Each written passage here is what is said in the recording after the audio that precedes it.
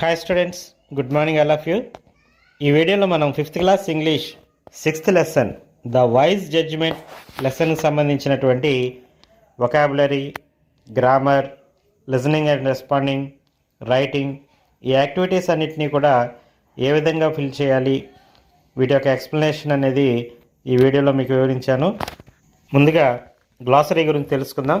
గ్లాసరీలో మనకి కొత్త పదాలు, ఈ లెసన్లో వచ్చినటువంటి తెలియని కొత్త పదాలు, వాటి యొక్క అర్థాలను గురించి తెలుసుకుందాం. ట్రావెలర్ అంటే ప్రయాణికుడు అని. ఏ పర్సన్ హూ ఈజ్ ట్రావెలింగ్, ఎవరైతే ప్రయాణం చేస్తున్నారో అతనిని ట్రావెలర్ అంటారు. నెక్స్ట్ కస్టమర్ అంటే ఏదన్నా వస్తువుని కొనుక్కునేవాడిని కస్టమర్ అంటారు. అంటే ఏ పర్సన్ హూ బైస్ థింగ్స్, వస్తువులు కొనే వ్యక్తిని కస్టమర్ అంటారు. నెక్స్ట్ మ్యాజిస్ట్రేట్ అంటే న్యాయమూర్తి, అంటే ఈయన జడ్జి గారు అనమాట. మనం జడ్జి అంటాం, అలాగే మ్యాజిస్ట్రేట్ అని కూడా అంటారు. ఈయన న్యాయమూర్తి అని మనం తెలుగులో కూడా చెప్పుకుంటాం. Judge in a law court అంటే ఒక న్యాయస్థానంలో జడ్జిగా ఉన్న వ్యక్తిని మ్యాజిస్ట్రేట్ అంటారు.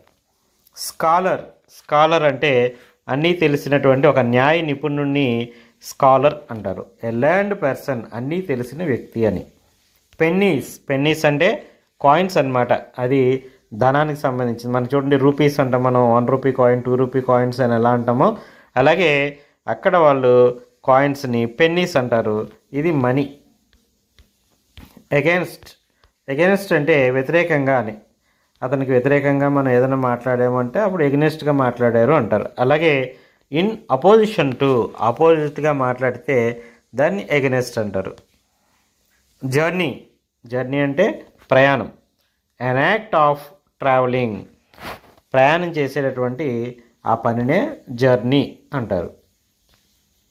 నెక్స్ట్ యాక్టివిటీ 2లో కాంప్రిహెన్షన్ అంటే లెసన్కి సంబంధించినటువంటి ప్రశ్నలకి సమాధానాలు చెప్పాలి. ఇక్కడ చూడండి, 6 క్వశ్చన్స్ అనేవి ఇవ్వడం జరిగింది. ఈ 6 క్వశ్చన్స్కి కూడా ఆన్సర్స్ అనేవి వర్క్ బుక్లో మనం రాయడం జరిగింది. ఈ వర్క్ బుక్లో ఈ క్వశ్చన్స్కి సంబంధించినటువంటి ఆన్సర్స్ అండ్ ఎక్స్ప్లెనేషన్ ఉంది. సో ఈ వర్క్ బుక్కి సంబంధించినటువంటి వీడియో మీరు చూసినట్లయితే ఈ క్వశ్చన్స్ అండ్ ఆన్సర్స్ వస్తాయి కాబట్టి ఆ వర్క్ బుక్లో మనం వీటిని తెలుసుకుంటాం. Next choose the right answer to the following, సరైన సమాధానాన్ని ఆప్షన్ని ఎంచుకోండి. First question, only a piece of bread is left in the traveller's pocket because traveller's పాకెట్లో అంటే ప్రయాణికుడి యొక్క జేబులో ఒక చిన్న బ్రెడ్ ముక్క మాత్రమే మిగిలింది. ఎందుకంటే అతని దగ్గర ఉన్నటువంటి ధనం అంతా కూడా, పెన్నీస్ అన్నీ కూడా ఖర్చు అయిపోయినాయి కాబట్టి, అతని దగ్గర కొనుక్కోవడానికి ధనం లేదు కాబట్టి అతని దగ్గర అది మాత్రమే మిగిలింది. He spent his last penny, ఎందుకంటే అతను లాస్ట్ పెన్నీ కూడా ఖర్చు పెట్టేశాడు కాబట్టి ఆన్సర్ ఆప్షన్ ఏ అవుతుంది. Next, the fair payment for the smell of food is, food యొక్క వాసన చూసినందుకు మనం చెల్లించవలసినటువంటి పేమెంట్ ఎంత, దానికి సౌండ్ ఆఫ్ పెన్నీస్ అనేది దాని యొక్క payment. So sound of the pennies అనేది జవాబు అవుతుంది. Next third question, the owner of the eating house was, ప్రయాణికుడు వెళ్ళేటప్పటికి ఈటింగ్ హౌస్ ఓనర్ ఏం చేస్తున్నాడు, అక్కడ ఉన్నటువంటి కస్టమర్స్ అందరికీ కూడా సర్వింగ్ చేస్తున్నాడు. సో సర్వింగ్ హిజ్ కస్టమర్స్ అనేది రైట్ ఆప్షన్ అవుతుంది. To make his bread piece tasty the traveller held his bread, తన చేతిలో ఉన్నటువంటి ఆ బ్రెడ్ ముక్క కొంచెం టేస్టీగా మారడం కోసం ఆ ట్రావెలర్ ఏం చేశాడు, ఆ బ్రెడ్ ముక్కని ఎక్కడ పెట్టాడు, ఆ పార్ట్కి పైన ఆవిరి వస్తూ ఉంటుంది కదా, పొగ వచ్చే చోట ఆ పార్ట్ పైన ఉంచాడు. సో ఓవర్ ద పాట్, పైన ఉంచాడు. ఓవర్ ద పాట్ అనేది రైట్ ఆన్సర్ అవుతుంది. ఇక్కడ చూడండి, టచ్ ద పార్ట్ అంటే పార్ట్ని ముట్టుకున్నాడు, డిప్డ్ ఇంటూ ద పార్ట్ అంటే పార్ట్లో ముంచాడు. ఇవి రెండు కూడా రాంగ్ ఆన్సర్స్ అవుతాయి. Next fifth question, this eating house keeper held his travellers hand, eating house keeper ఆ ట్రావెలర్స్ యొక్క చేతిని ఏ విధంగా పట్టుకున్నాడు, చాలా రఫ్గా పట్టుకుని అతన్ని బరబర లాక్కుని తీసుకువెళ్ళిపోయాడు అనమాట మేజిస్ట్రేట్ దగ్గరికి. సో రఫ్లీ అనేది రైట్ ఆన్సర్ అవుతుంది. ఇది కాంప్రిహెన్షన్కి సంబంధించినటువంటి multiple choice questions. Next vocabulary activities ఏంటో చూద్దాం. Read the following statement and observe the underlined words. ఇక్కడ ఇచ్చినటువంటి స్టేట్మెంట్స్లో ఒకసారి చదివి అండర్లైన్ చేసినటువంటి వర్డ్స్ని అబ్జర్వ్ చేయండి. The meatballs in the pot are giving a delicious smell. ఆ పాట్లో ఉన్నటువంటి అంటే కుండలో ఉడుకుతున్నటువంటి ఆ మీట్ బాల్స్ అనేవి ఆ మాంసంతో తయారు చేసినటువంటి వంటకం అన్నమాట మీట్ బాల్స్. ఆ మీట్ బాల్స్ అనేవి ఒక రుచికరమైనటువంటి వాసన వెలువరిస్తున్నాయి. ఇందులో మీట్ బాల్స్ అనే దాంట్లో మీట్ అంటే మాంసము అని. Next, I want to meet my teacher. నేను మా టీచర్ని కలవాలనుకుంటున్నాను. ఇక్కడ మీట్ అంటే కలవడం. ఇక్కడ చూడండి, రెండు పదాల్లోనూ మీట్ అని చదవడం ఒకే విధంగా ప్రొనౌన్సియేషన్ అనేది ఉంది, అంటే ఒకే విధంగా మనం వాటిని పలుకుతూ ఉన్నాం. కానీ వాటి యొక్క స్పెల్లింగ్ చూసినట్లయితే ఇక్కడ ఉన్నటువంటి ఫస్ట్ సెంటెన్స్లో ఉన్నటువంటి మీట్ స్పెల్లింగ్ MEAT, సెకండ్ సెంటెన్స్లో ఉన్నటువంటి స్పెల్లింగ్ MEET. అలాగే ఫస్ట్ సెంటెన్స్లో ఉన్నటువంటి ఈ మీట్ అనే దానికి మీనింగ్ మాంసము అని వస్తే, రెండో సెంటెన్స్లో ఉన్నటువంటి మీట్ అనే పదానికి మీనింగ్ అనేది కలవడం అని వస్తుంది. అంటే ఒకే రకంగా పలికేటటువంటి రెండు పదాలు ఉన్నాయి. ఈ రెండు పదాలను కూడా ఒకే విధంగా మనం పలుకుతూ ఉన్నాం, కానీ వాటి యొక్క మీనింగ్ వేరు, వాటి యొక్క స్పెల్లింగ్ కూడా వేరు. ఈ విధంగా మనం ఒక డిఫరెన్స్ అనేది చూడడం జరిగింది. సో ఈ విధంగా ఒకే రకమైనటువంటి పలికే, అలాగే స్పెల్లింగ్ డిఫరెన్స్ ఉన్నప్పటికీ కూడా, మీనింగ్ డిఫరెంట్ ఉన్నప్పటికీ కూడా ఒకే విధంగా మనం ప్రొనౌన్సియేషన్ చేసేటటువంటి ఇటువంటి వర్డ్స్ని హోమోఫోన్స్ అంటారు. హోమోఫోన్స్ అంటే ఆ వర్డ్స్ అనేవి ఒకే విధంగా ప్రొనౌన్స్ చేయబడతాయి, pronounced in the same way, కానీ వాటి యొక్క స్పెల్లింగ్ అనేది డిఫరెంట్గా ఉంటుంది అండ్ మీనింగ్ కూడా డిఫరెంట్గా ఉంటుంది. అటువంటి మరికొన్ని హోమోఫోన్స్ని ఇక్కడ రాద్దాం. అందులో ఫస్ట్ది here. HERE here, HEAR here. Here అంటే ఇక్కడ అని, హియర్ అంటే వినడం అని. ఈ రెండు ఒకే విధంగా పలికిన మీనింగ్ వేరుగా ఉంది. బ్రెడ్ రెండు ఒకే విధంగా పలుకుతున్నాయి, కానీ వాటి స్పెల్లింగ్ అండ్ మీనింగ్ వేరు. వీక్ అంటే మనకు తెలుసు కదా వారం. వీక్ అంటే నీరసంగా ఉండడం. పీస్ అంటే శాంతి. ఇక్కడ పీస్ అంటే మొక్క. 4 అంటే 4. 4 అంటే ముందు. రైట్ అంటే రాయడం. రైట్ అంటే లెఫ్ట్ అండ్ రైట్లో రైట్ అంటే కుడి. ఇవన్నీ కూడా హోమోఫోన్స్. ఈ హోమోఫోన్స్ని ఉపయోగిస్తూ కొన్ని సెంటెన్సెస్ రాద్దాం.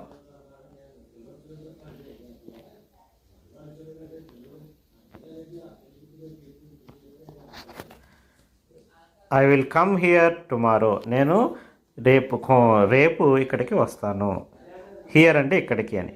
My mother asked me to hear and my sister was saying. What my sister was saying. ఇక్కడ హియర్ అంటే వినడం. మా అమ్మగారు మా సిస్టర్ ఏం చెప్పిందో దాన్ని వినమని చెప్పారు. ఇక్కడ వినడం. సో ఇక్కడ రెండు రకాలుగా మనం మీనింగ్ బట్టి సెంటెన్స్ రాయడం జరిగింది. అలాగే the cow is locally bread. ఆవు లోకల్గా అంటే స్థానికంగా పెంచబడింది. ఇక్కడ బ్రెడ్ అంటే పెంపకం అని. My mother gave me A loaf of bread. నాకు మా అమ్మగారు ఒక బ్రెడ్ మొక్క ఇచ్చారు. ఇక్కడ బ్రెడ్ అంటే మనం తినే బ్రెడ్. సో ఈ విధంగా బ్రెడ్ని మనం రెండు అర్థాలు వచ్చే విధంగా సెంటెన్స్లో ఉపయోగించాం. I spend there a week. నేను అక్కడ ఒక వారం రోజులు గడిపాను. ఇక్కడ వీక్ అంటే వారం. Illness made me week. అనారోగ్యం వల్ల నేను చాలా నీరసంగా ఉన్నాను. ఇక్కడ వీక్ అంటే నీరసంగా ఉండడం. వీక్ ఇవి రెండు homophones. He ate a piece of meat. అతను ఒక మాంసం ముక్క తిన్నాడు. ఇక్కడ మీట్ అంటే మాంసం. After war there comes peace. యుద్ధం తర్వాత శాంతి వచ్చింది. ఇక్కడ పీస్ అంటే శాంతిగా ఉండడం అందరూ. Next, the dog has 4 legs. కుక్కకి 4 లెగ్గలు ఉన్నాయి. ఇక్కడ 4 అంటే 4. His four head is board. అతని యొక్క నుదురు విశాలంగా ఉంది. 4 హెడ్లో 4 ఉంది కూడా ముందు అని. సో ఇక్కడ 4. The boy began to write a letter. Boy ఉత్తరం రాయడం మొదలుపెట్టాడు.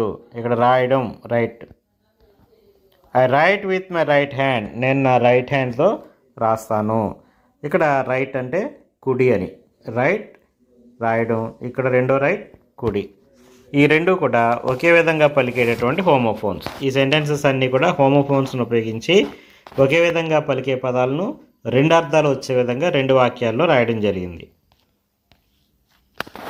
నెక్స్ట్ గ్రామర్ సంబంధించినటువంటి యాక్టివిటీస్ ఏంటో చూద్దాం. ఈ గ్రామర్లో ఇచ్చినటువంటి సెంటెన్స్ ఏంటో చూద్దాం.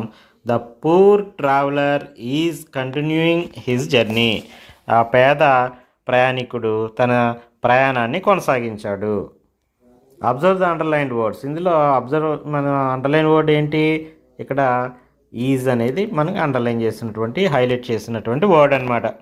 ఇక్కడ పూర్ ట్రావెలర్ అలాగే ఈజ్, ఈ ట్రావెలర్ ఈజ్ రెండు కూడా సింగులర్గా ఉన్నాయి, అంటే ఒక్కొక్కనే ఉన్నాయి అని మనకి తెలియజేస్తుంది. అంటే సబ్జెక్ట్ అనేది సింగిల్గా ఉన్నప్పుడు వెర్బ్ కూడా సింగిల్గానే ఉంటుంది అనేది మనం ఈ సెంటెన్స్ని బట్టి తెలుసుకోవచ్చు. ఇదే విధంగా మరికొన్ని సెంటెన్సెస్ ఉన్నాయి, అవి కూడా చదవండి. చూడండి. The pot is on the fire.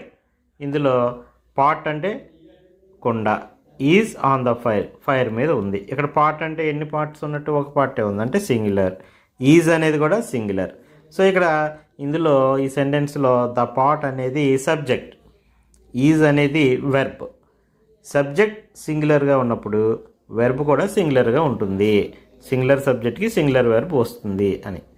Several people are sitting in the eating house. Several people అంటే చాలామంది ప్రజలు ఈటింగ్ హౌస్లో కూర్చుని ఉన్నారు.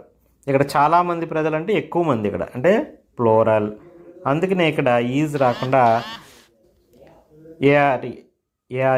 ఆర్ వచ్చింది, అంటే ఇక్కడ వెర్బ్ అనేది ప్లోరల్ వెర్బ్ వచ్చింది. సో ఇక్కడ సబ్జెక్ట్ అనేది ప్లోరల్లో ఉన్నప్పుడు వెర్బ్ కూడా ప్లోరల్ వస్తుంది. సబ్జెక్ట్ సింగులర్గా ఉంటే వెర్బ్ కూడా సింగులర్గా వస్తుంది. I am very hungry the poor man thought. నేను చాలా ఆకలిగా ఉంది నాకు అని చెప్పి ఆ పూర్ మ్యాన్ అనుకున్నాడు.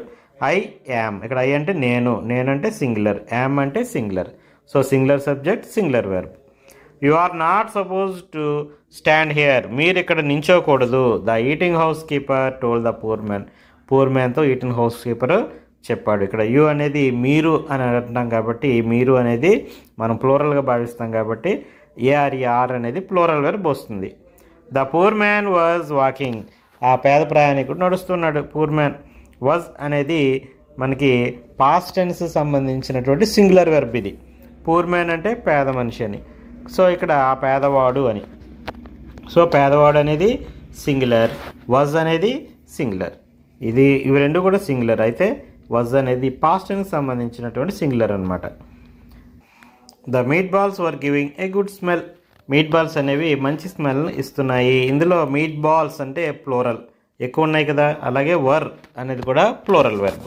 సో సబ్జెక్ట్ ప్లోరల్ వచ్చినప్పుడు వెర్బ్ కూడా ప్లోరల్ వచ్చింది. సబ్జెక్ట్ సింగులర్ వస్తే వెర్బ్ కూడా సింగులర్ వచ్చింది. అంటే singular subjects take singular verbs, singular subjects take singular verbs, plural subjects take plural verbs అనేది మనకు దీన్ని బట్టి తెలుస్తుంది. ఇందులో ఈజ్ అనేది సింగులర్ వెర్బ్, ఆర్ అనేది plural verb.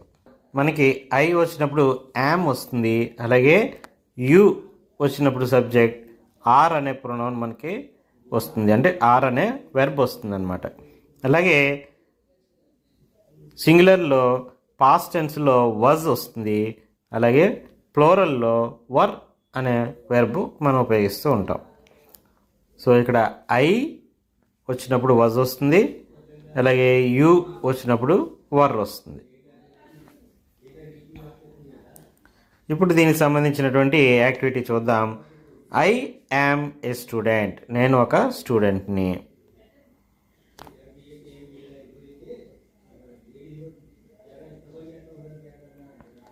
The cows are grazing in the field. Cows అంటే ఎక్కువ ఉన్నాయి కాబట్టి ఆవులు పొలంలో మేత మేస్తున్నాయి. ఆవులు అంటే ఎక్కువ కాబట్టి ఆర్ ఉపయోగించాలి. Next, Teja was busy at work yesterday. Teja వర్క్లో నిన్న చాలా బిజీగా ఉన్నాడు. నిన్న అన్నాం కాబట్టి పాస్ట్ టెన్స్, కాబట్టి పాస్ట్ టెన్స్లో సింగులర్ వెర్బ్ అనేది వాజ్ వస్తుంది. The monkey is on a tree. Monkey tree మీద ఉన్నది. ఇది ప్రజెంట్ టెన్స్ కాబట్టి ఈజ్ ఉపయోగించాలి. The boy is going to school. Boy స్కూల్కి వెళ్తున్నాడు. ఇది ప్రజెంట్ టెన్స్ కాబట్టి మనం ఈజ్ ఉపయోగించాలి. ద ఫ్లవర్స్ ఆర్ కలర్ఫుల్, ఇది కూడా ప్రజెంట్ టెన్సే, కానీ ఫ్లవర్స్ అనేవి ఎక్కువ ఉన్నాయి కాబట్టి ఆర్ అనే వెర్బ్ను ఉపయోగించాలి. Where were you last week, నీవు లాస్ట్ వీక్ ఎక్కడ ఉన్నావు, ఇక్కడ వర్ వస్తుంది, ఇక్కడ యూ వచ్చింది కాబట్టి లాస్ట్ వీక్ అంటే పాస్ట్ టెన్స్ కాబట్టి వర్ ఉపయోగించాలి. She was unwell last month, ఆమె లాస్ట్ మంత్ అంటే కిందటి నెల అనారోగ్యంగా ఉంది. లాస్ట్ మంత్ అనేది కూడా పాస్ట్ టెన్స్ కాబట్టి షీ అనేది సింగులర్ కాబట్టి వాజ్ ఉపయోగించాలి. Vijay is my cousin, Vijay నా కజిన్, ఇక్కడ విజయ్ సింగులర్ కాబట్టి ఈజ్ ఉపయోగించాలి. I am good at drawing, I ఎప్పుడు వచ్చినా యామ్ వస్తుంది, ఇది సింగులర్ కాబట్టి I am good at drawing అంటే సింగులర్. ప్రజెంట్ టెన్స్ కాబట్టి సింగులర్ కాబట్టి ఐ వచ్చినప్పుడు మనం యామ్ ఉపయోగిస్తూ ఉంటాం. అలాగే ఇంత ప్రజెంట్ టెన్స్లో నౌన్స్ వెర్బ్స్ అనేవి ఏ విధంగా ఉంటాయి, వాటి యొక్క కాంబినేషన్ ఏ విధంగా ఉంటుందో ఒకసారి చూద్దాం.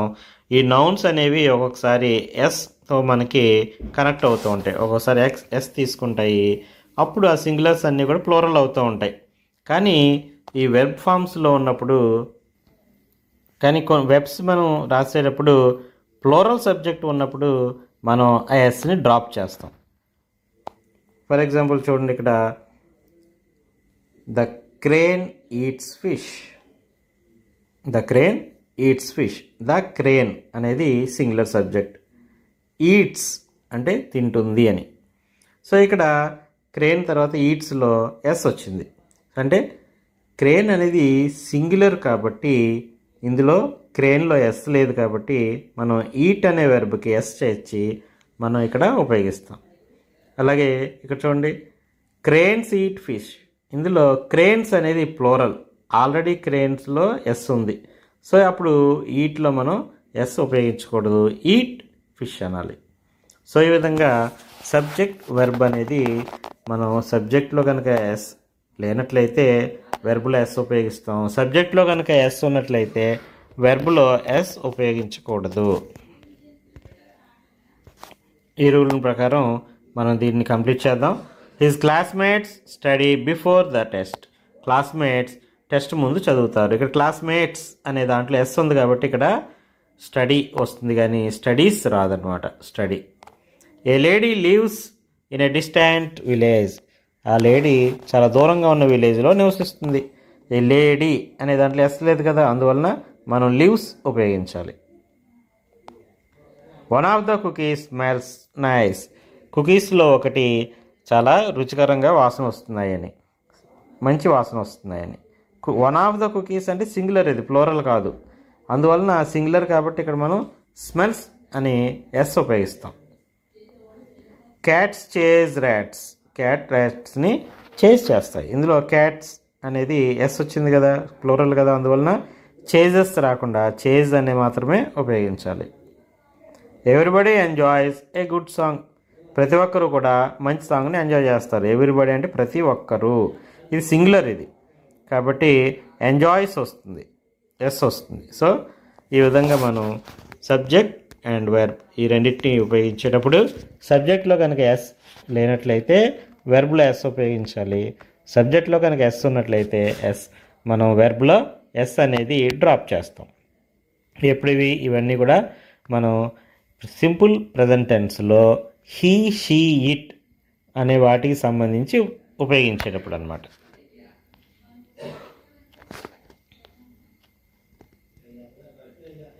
Next activity 5.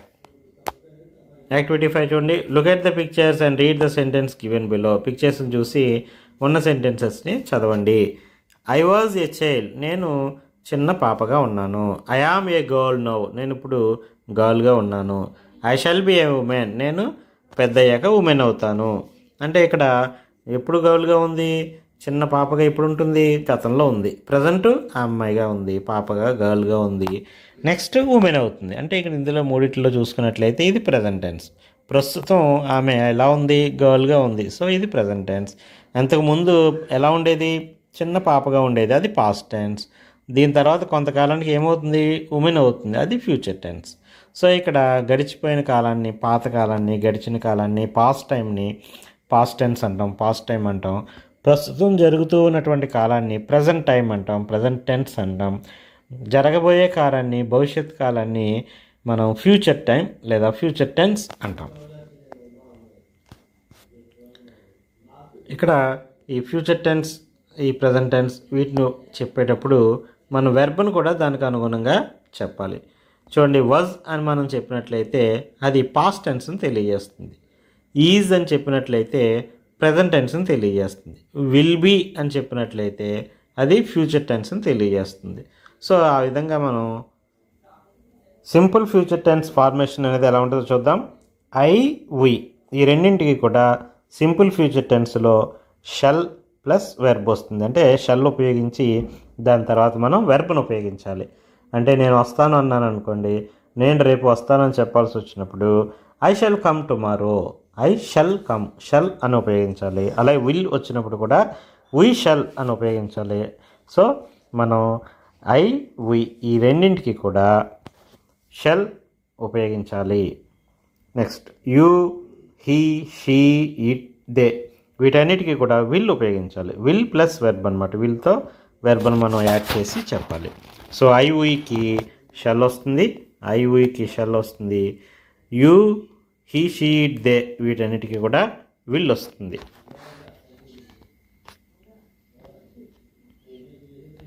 ఇంకా for example she will cook tomorrow, she వచ్చింది కదా, దానివల్ల విల్ కుక్ అనమాట. అలాగే he will visit Delhi next month, ఇక్కడ హీ వచ్చింది కాబట్టి ఇక్కడ కూడా విల్ వచ్చింది. They will go to Chennai next week, వారు నెక్స్ట్ వీక్ చెన్నై వెళ్తారు, ఇందులో కూడా వచ్చింది. సో ఇక్కడ ఇది మనం ఇప్పటివరకు చెప్పుకున్నది పాజిటివ్ సెంటెన్స్. అలాగే నెగిటివ్ సెంటెన్స్ వచ్చినప్పుడు ఎన్ఓటి నాట్ ఉపయోగించాలి. షెల్ నాట్ అంటే అది నెగిటివ్ అవుతుంది. నేను వస్తాను అంటే షెల్ కమ్ అంటాం, నేను రాను అంటే షెల్ నాట్ కమ్ అని చెప్తాం. సో ఈ విధంగా చెప్పేటప్పుడు నెగిటివ్ సెంటెన్స్ చెప్పేటప్పుడు మనం నాట్ ఉపయోగించాలి.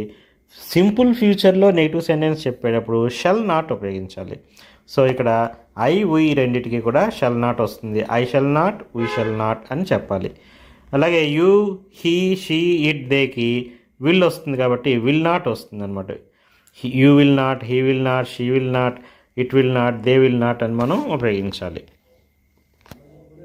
వీటిని ఉపయోగిస్తూ కొన్ని సెంటెన్సెస్ చూడండి. ఇక్కడ I shall not play tomorrow, నేను రేపు ఆడను. ఐ వచ్చింది కాబట్టి షెల్ నాట్ ఉపయోగించాం. వీకి వచ్చినప్పుడు ఏం ఉపయోగించాలి? షెల్ ఉపయోగించాలి. So we shall not play football, మేము ఫుట్బాల్ ఆడము. యూకి విల్ వస్తుంది కాబట్టి you will not speak to me when you are busy, నువ్వు బిజీగా ఉన్నప్పుడు నువ్వు నాతో మాట్లాడవు. She will not play outdoor games, ఆమె అవుట్డోర్ గేమ్స్ ఆడదు. It will not watch movies, అది మూవీస్ వాచ్ చేయదు.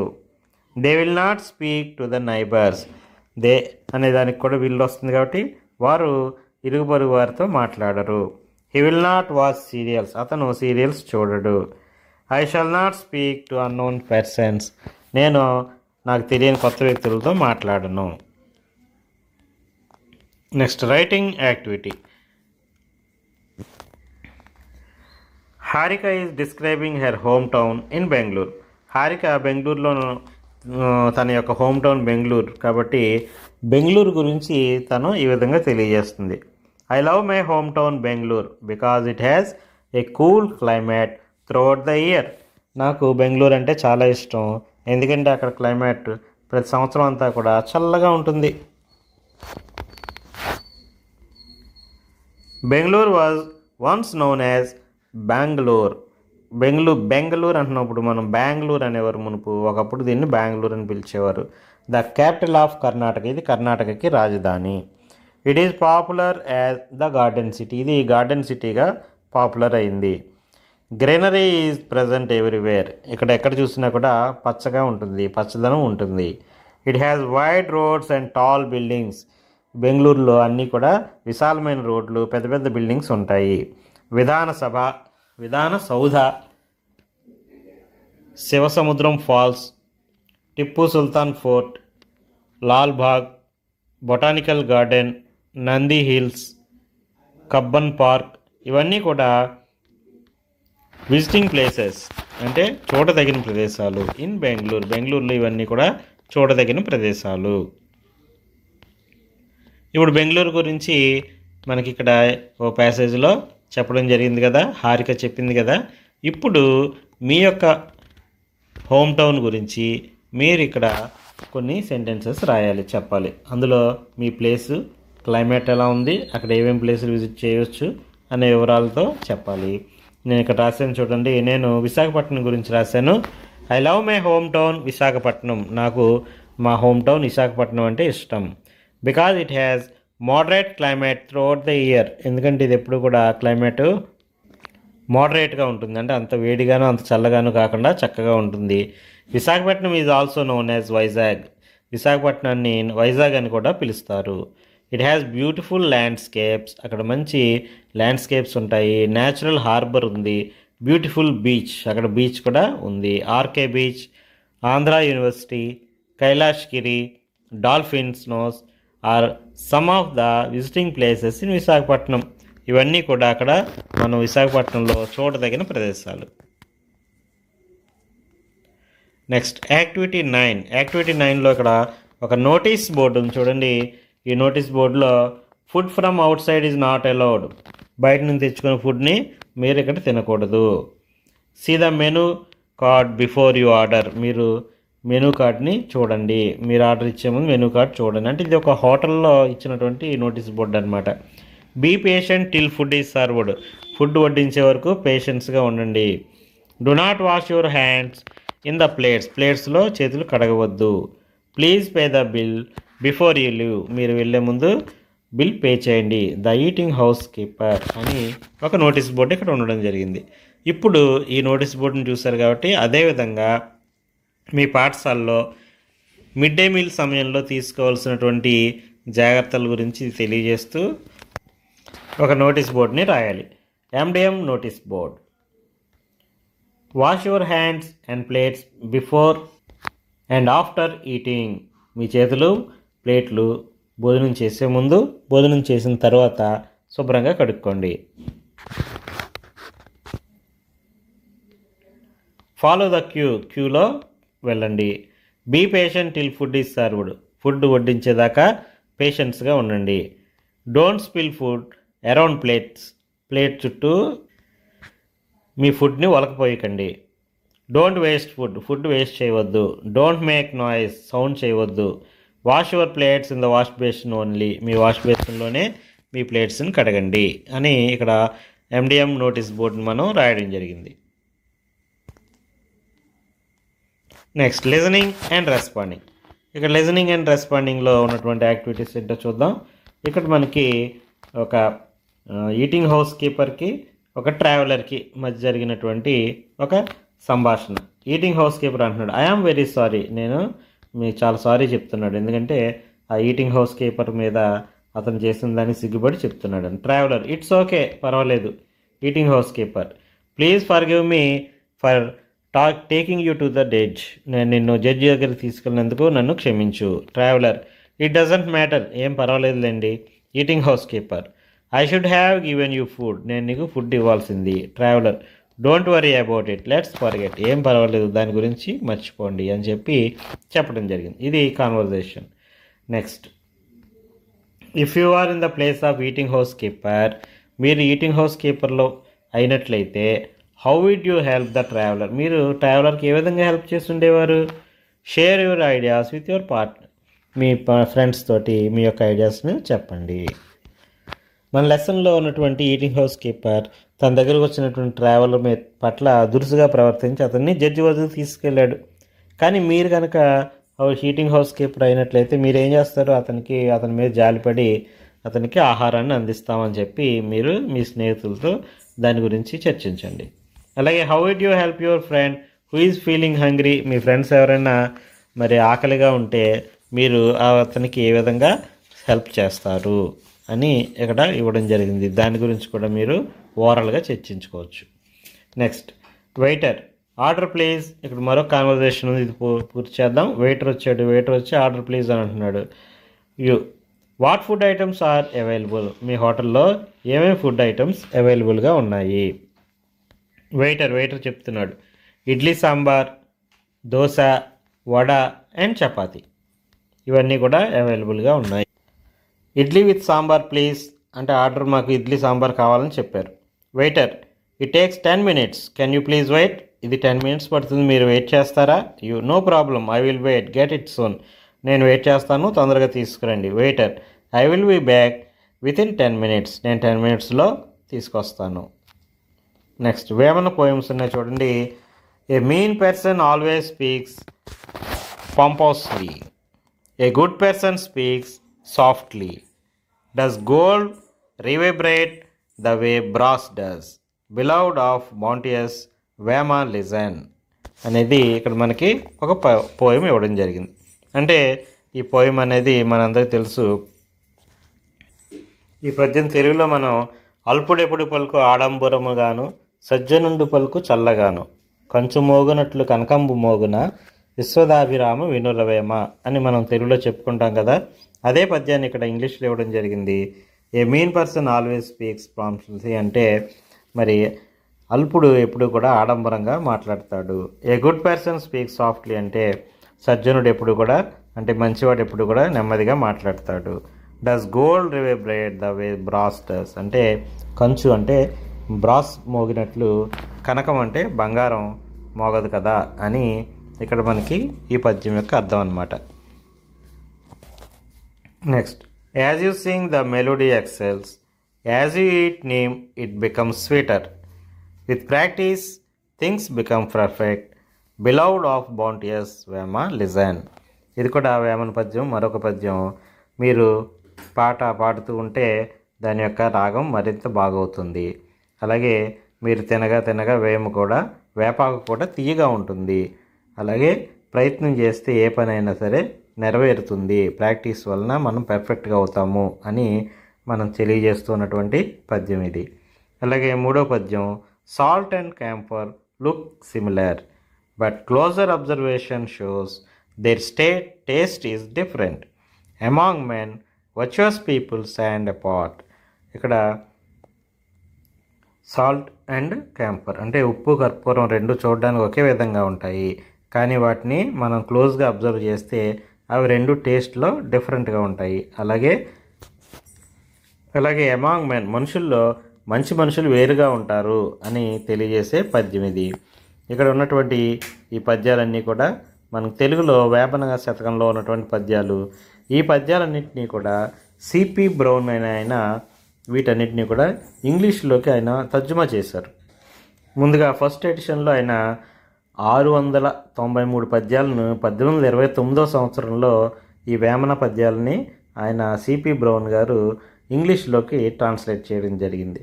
తర్వాత సెకండ్ ఎడిషన్లో 1839 సంవత్సరంలో ఈయన 1164 పోయమ్స్ని 1116 పోయమ్స్ని సిపి బ్రౌన్ గారు ఇంగ్లీష్లోకి ట్రాన్స్లేట్ చేశారు. ఈ సిపి బ్రౌన్ అంటున్నాం కదా, సి అంటే చార్లెస్, పి అంటే ఫిలిప్.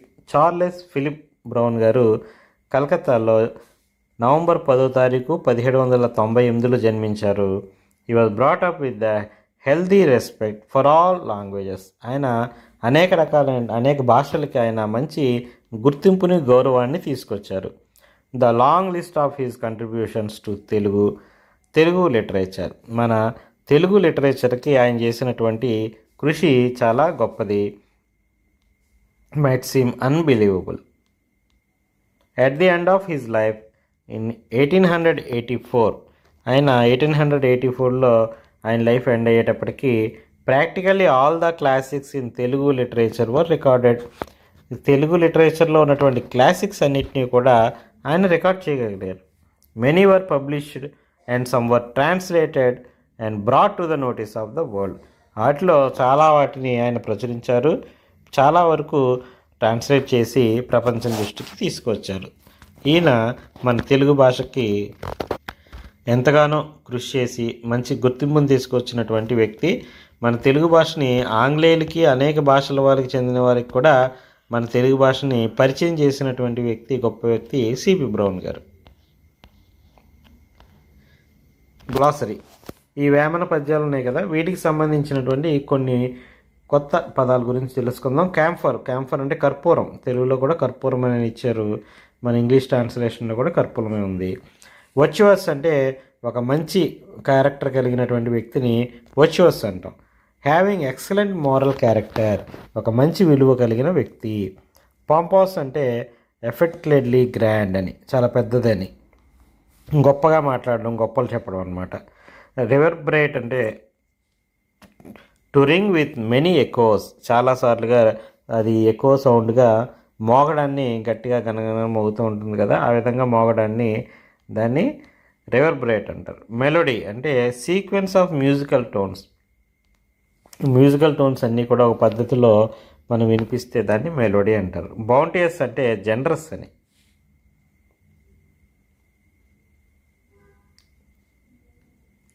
కాంప్రిహెన్షన్ అంటే దీనికి సంబంధించినటువంటి క్వశ్చన్స్ అనమాట. విచ్ థింగ్స్ లుక్ సిమిలర్గా ఉండడం అంటే ఒకే విధంగా ఉండడం. ఏవి రెండు ఒకే విధంగా ఉన్నాయి?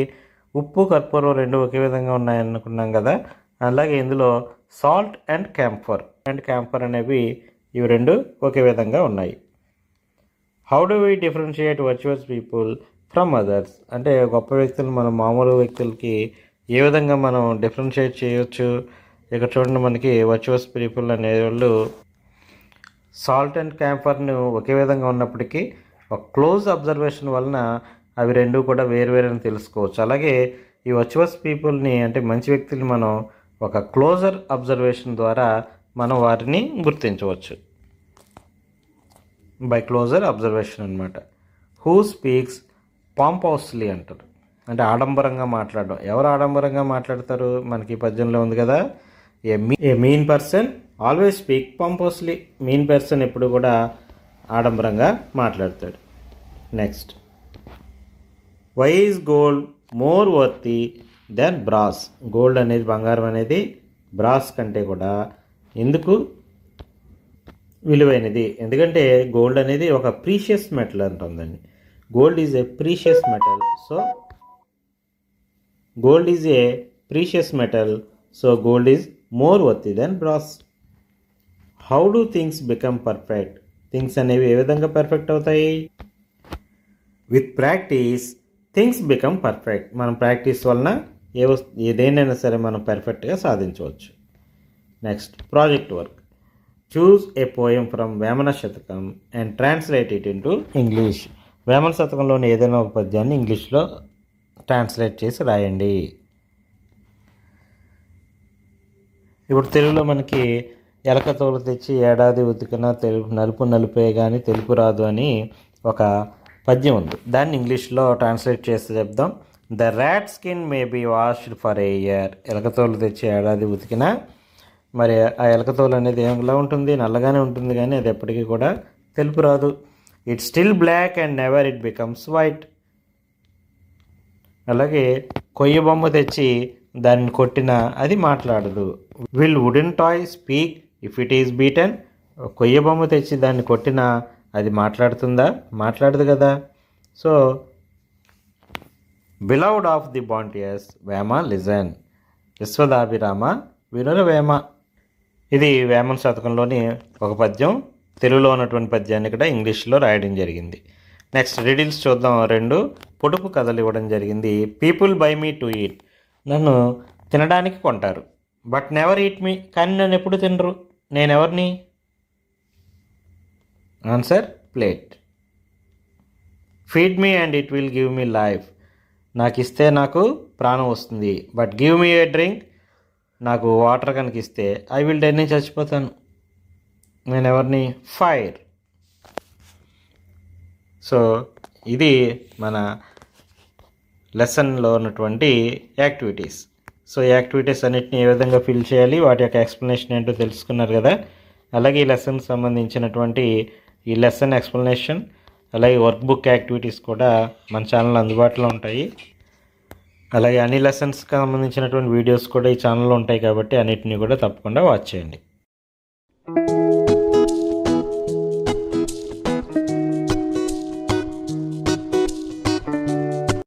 మరిన్ని వీడియోస్ చూడడం కోసం ఈ ఛానల్ సబ్స్క్రైబ్ చేసుకోండి.